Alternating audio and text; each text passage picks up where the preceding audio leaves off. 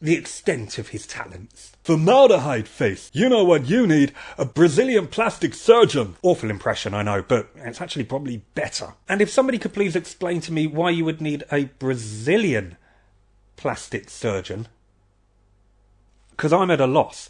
Maybe that's a joke lost in the 80s. Now, the movie really starts to pick up the pace from this moment. John Nadder shoots 2 police officers in broad daylight.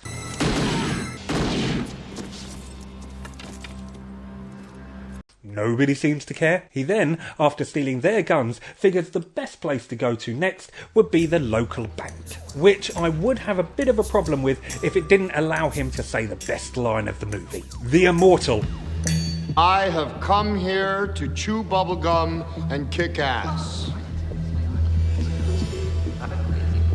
And I'm all out of bubblegum.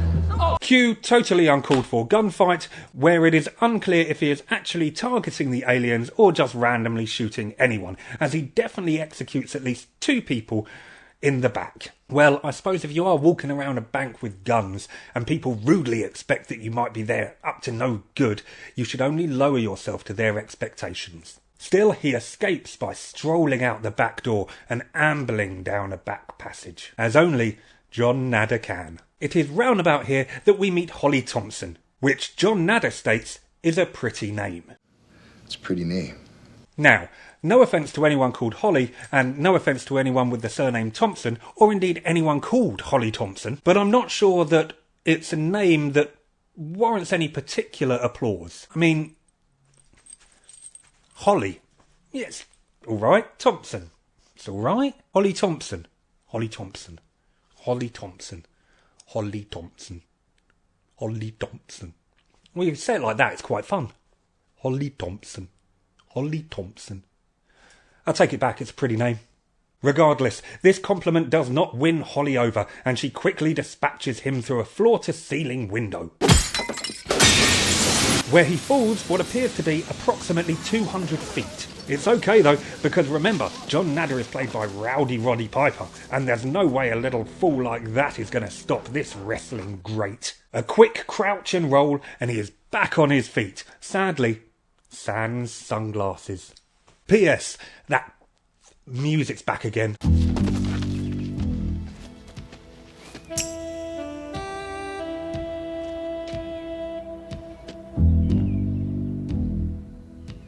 Yes, I'll hold.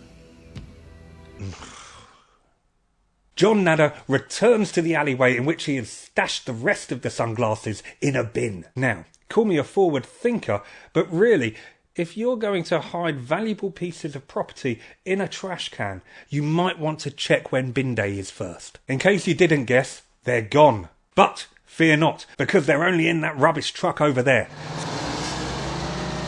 So, John Nadder climbs in, finds the sunglasses, and then the bin lorry empties all of its trash all over the street for no apparent reason whatsoever.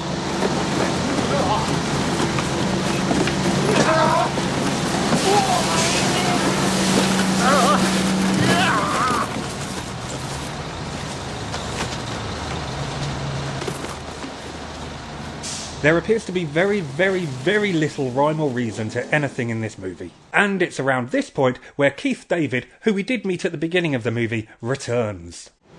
1 week's pay. It's the best I could do. What's cooler than being cool?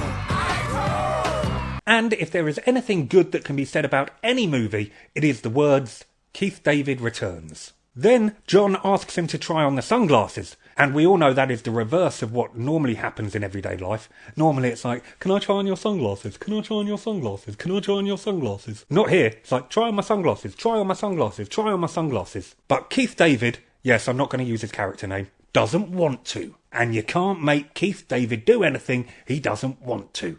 And instead of placating this murderous cop killer by trying on his sunglasses, Keith has a better idea.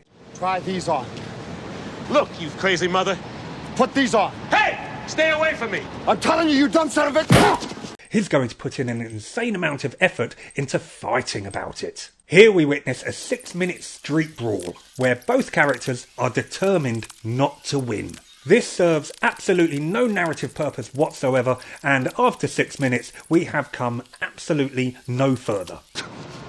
Look at them, they're everywhere! Still, it was a fun 6 minutes. Yeah, and then the movie rattles on to its conclusion, which I'm not going to spoil for you because you will feel a minor sense of achievement by being able to guess exactly what happens. It is clear what has garnered this film the accolade of cult classic. It is utterly stupid, ridiculously hammy, totally preposterous, incredibly daft, hugely predictable, and a fair amount of fun. Will it gather any more fans than it already has? Probably not. It's like totally of its time, and that's fine. I don't think that anybody is going to cry if Roddy Piper fades into obscurity, Roddy included. Anyway, he does have the far superior Hell Comes to Frogtown to hold on to. Oh, I nearly forgot. There's a shot of boobs at the end. Once again, something that happens for no apparent reason. But imagine that. We nearly got through an entire 80s R-rated movie without any breasts. Progress? Dun dun dun dun dun. Ugh.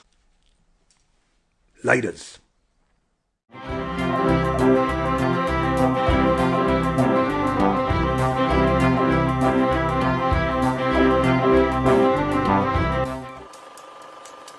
I did that.